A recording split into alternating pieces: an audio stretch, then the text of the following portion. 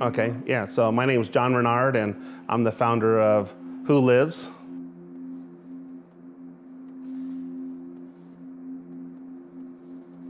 WHOlives is a charity organization.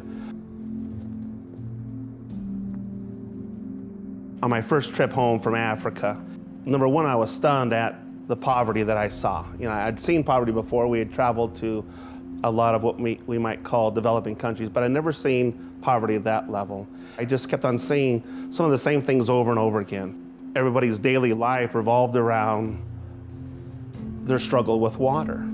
And I had no idea that that was even a huge problem.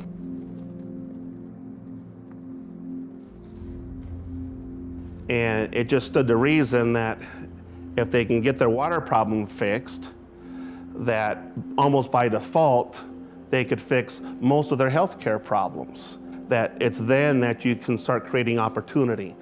And part of the problem, I think, is that we call it a water problem. And in reality, it's not a problem, it's genocide.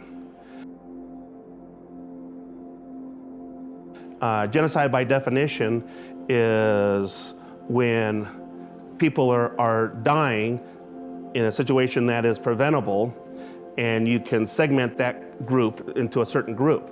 Well, we know that the children especially are susceptible to this scarce and contaminated water. The women and girls are enslaved basically their whole lives to fetch this water, and yet there's still 3.4 million people dying every year because no one's come up with a solution.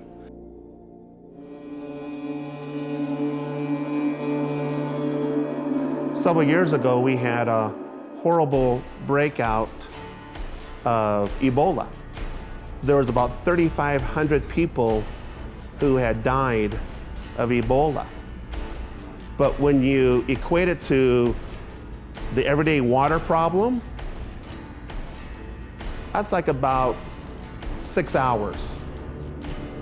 Every 6 hours, more people die from water-related diseases than all the people who died in that latest outbreak of Ebola back just a couple years ago. Dirty water takes more lives than any one cancer.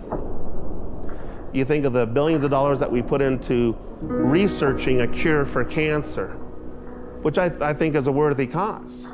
We got to figure it out. We got to figure out how do we prevent it. But the crazy thing is, we know what prevents 3.4 million deaths per year that are happening in these developing countries. We have the medicine. The medicine is clean water.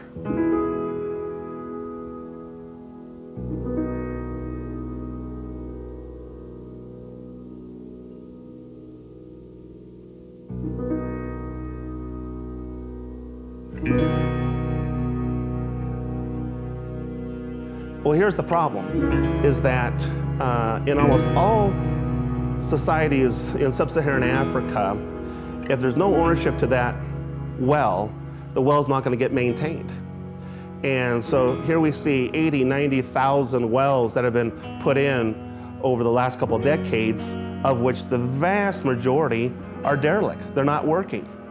See, when a well is installed, it'll typically last between 12 and 14 months before the rubber seals wear out. Once those rubber seals wear out, the pump won't pump any more water. And so, again, instead of getting that pump fixed, they'll just go back to the dirty water sources. But in doing so, in going back to get to the dirty water, what they forget is that there might have been 100 children that were born in this village over that time that the well actually worked.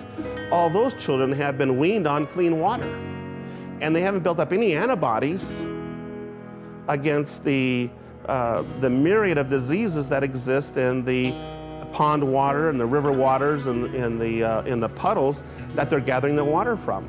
And so when they bring that dirty water back to the first time to that child, and that child is now ingesting this water, the mortality of these kids, mortality rate is through the ceiling. In some villages, we've heard of up to 80% of the children that were weaned on clean water and then introduced to the dirty water pass away.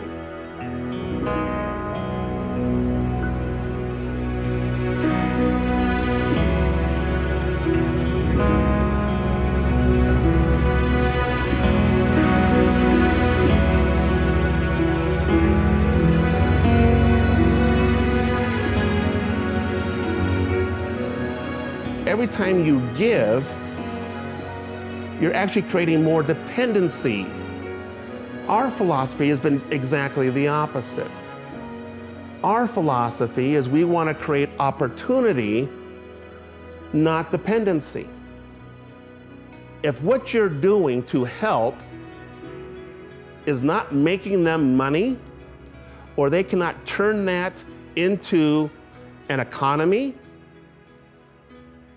you're probably doing it wrong. And you're probably creating more dependency and not opportunity. The job of getting water in sub-Saharan Africa falls on the backs of the women and the young girls to fetch water for daily living. The distances that they have to travel, on average, it's between 2 and 3 kilometers every day.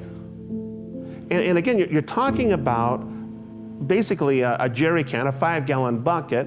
The weight of that water is about 42 pounds. And just to repeat it the day after and the day after and the day after. No time to play. There's no energy to play. There's no energy to go to school. There's no time to be a child, because they're in this daily enslavement of having to fetch water for the family. So a lot of people are under the impression that there's not a lot of water in Africa. And actually the opposite is true. There's more water on the African continent than there is in America. The problem is simply access. Most of the water, quite frankly, is just 30 or 40 meters under the ground. And you think about how short that distance is. You think about how far, where are you when you walk 30 steps? Are you at your mailbox? Are you at your neighbor's house? Have you gone from one store to another in the mall? That's all we're talking. That's the distance between life and death. It's 30 meters to get to this water. Clean, crystal clean, healthy water. The only innovation that we've had are these big water drilling trucks. The problem is getting a big, large truck down a footpath to get to a village to go the 30 meters. They can't get there because there's no improved roads to where they live. Even if they could make it there, the second problem is cost. The cost to drill a well with one of these big rigs, these big drilling rigs, is $20,000 to $25,000. Well, there's no way that a small village can pay for that with the economy that they're currently in. There had to be a change. We had to figure out a way that we could have a drill mechanism, some sort of a drill that was mobile enough and strong enough to actually drill through the substrate, drill through the rock in order to get to that water. And we have that tool now. We have created a tool that is not only strong enough, but it's also transportable, where we can get to, quite literally, 100% of the people where they live. The tool is called the village drill.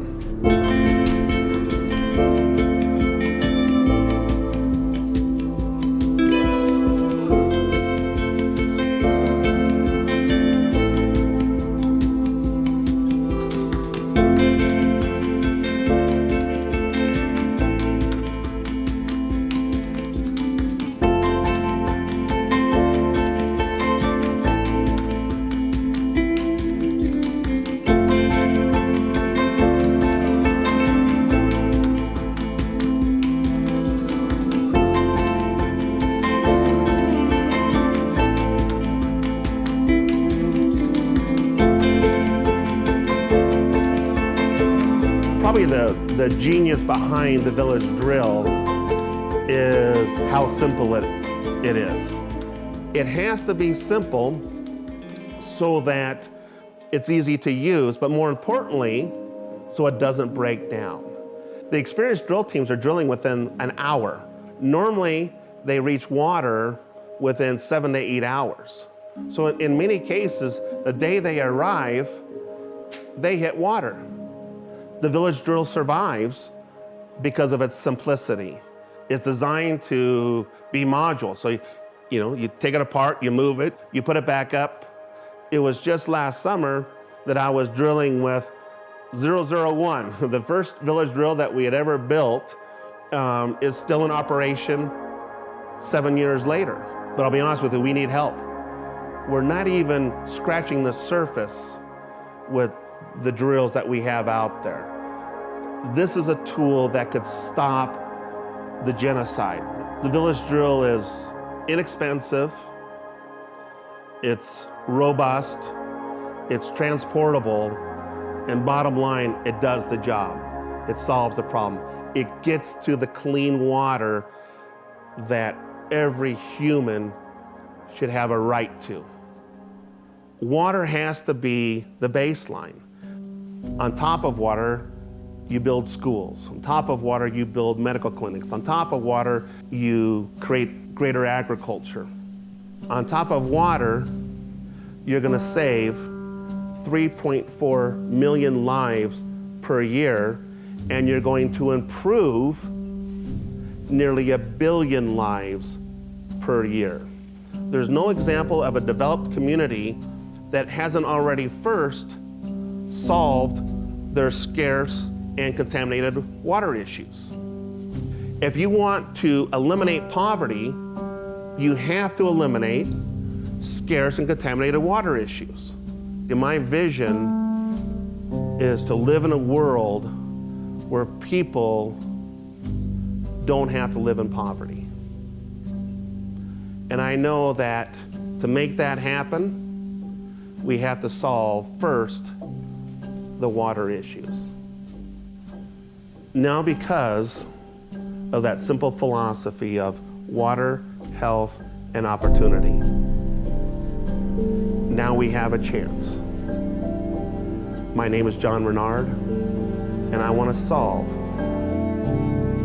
the world's water problems.